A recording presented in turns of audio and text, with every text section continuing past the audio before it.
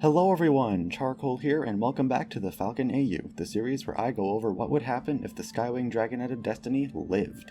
Before I go any further, I'd like to address some questions I got on part 1, mainly people asking for my permission to make maps, PMVs, comics, etc. for this AU. And I'm going to tell you right now, yes please, I would love to see that. As long as you give me proper credit for creating the AU, you're golden. Next, I want to showcase Falcon's new reference. Her reference in the first video just used a Batwing face, but not 2 days later, a user in my Discord server by the name of Squiddles took Falcon's design and put it on a Joy Ang base. Thank you, Squiddles, this will be her official reference from now on. Anyway, in the last book, we followed Falcon through the Sky Kingdom. The most significant change is that Scarlet never got venomed, so she is still in power. The Dragonets of Destiny are now on their way to the Mud Kingdom, which means it's Clay time. And FYI, the prologue of the original book 2 doesn't change at all. On day 1, the Dragonets arrive in the Mud Kingdom, and since none of the others can really pass as Mudwings, Clay has to go in alone. This naturally terrifies him, since the last time he was sent into unknown territory alone didn't exactly go well.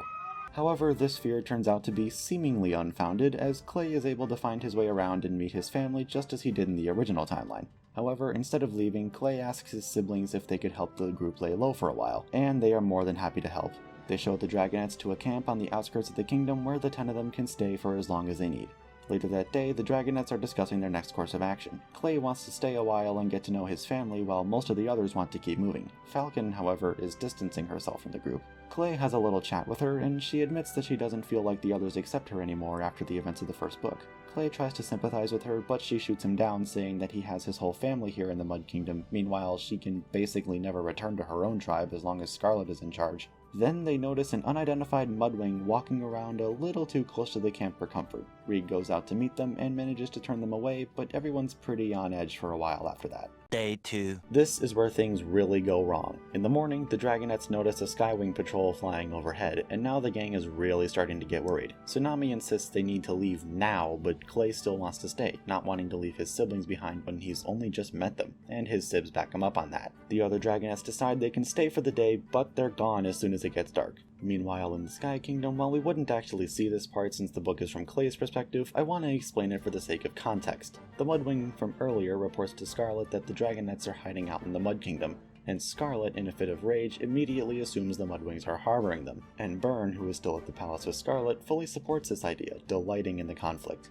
Later that afternoon, a small army of Skywings arrives and starts attacking the area. Clay's siblings yell at the Dragonets to leave, and they basically have to drag Clay away kicking and screaming. They find a place to rest in a secluded area in a nearby forest, but Reed and the Sibs never show, so the others are forced to assume that they were captured or worse. Clay is really feeling the guilt now, as yet again more dragons he cares about are in danger because of him. In this case, he thinks it's because he urged the others to stay.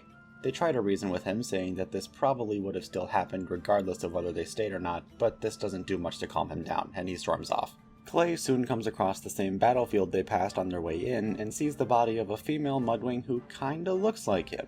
He realizes this must be Crane, his dead sister the others told him about. After taking a moment to think, he goes back to find his friends. He tells them that maybe it's a good thing they were here for this. The war already claimed the life of one sibling, and now he's gonna go try to save the rest. But he freely admits to being afraid of doing it alone. Falcon steps in, saying he won't have to do it alone because she's coming with him. Mostly so she can redeem herself and make the others trust her again after the last book, but also because, logically, with the area being full of Skywings and Mudwings, Falcon and Clay would have the best chance of blending in if need be.